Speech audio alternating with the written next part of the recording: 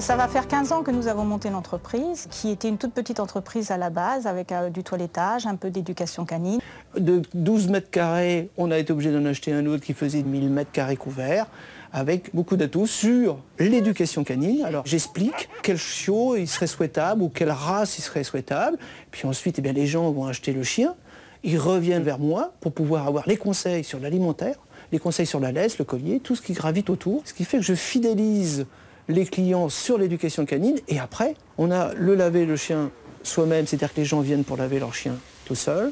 On a un tapis de training qui sert à entraîner le chien s'il y a eu besoin de rééducation. On a aussi tout le côté plaisir, c'est-à-dire que tout le sport, l'agility.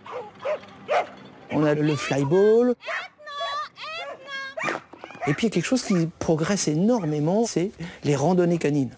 Qu'est-ce que c'est agréable de sortir avec son chien, de le lâcher, et puis on s'aperçoit que finalement on peut mettre 2, 3, 4, 5, 6 chiens, et maintenant on est arrivé à faire la traversée du Mont-Saint-Michel.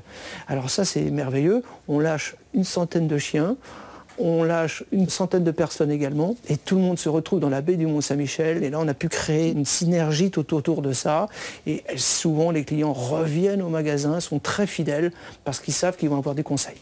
Oui, puis ils ont aussi des produits un petit peu spécifiques. Par exemple, par rapport à la randonnée, c'est les gamelles de voyage, c'est aussi pour courir le canicross. C'est vrai qu'on propose des articles aussi qui vont être complètement différents au niveau du loisir qu'on ne va pas trouver chez un de nos concurrents.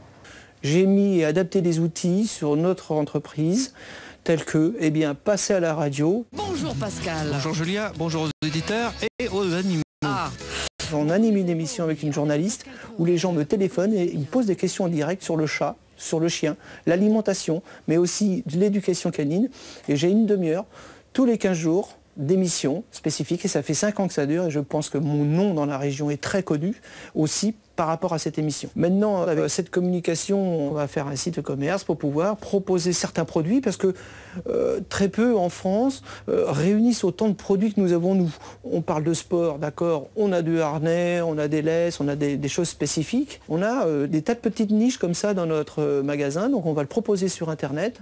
Et je reste persuadé que quand la communication est bien ciblée, ça fonctionne bien. Et surtout, garder cette relation humaine que nous avons envers les animaux et envers les chiens.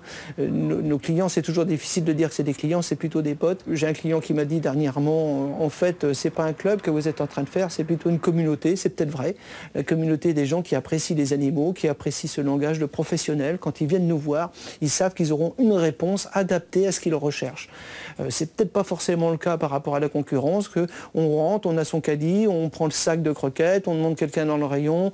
Est-ce qu'ils ont vraiment la réponse à ce qu'on demande? C'est pas sûr. Or, nous, ici, on l'apprend, on nous a appris.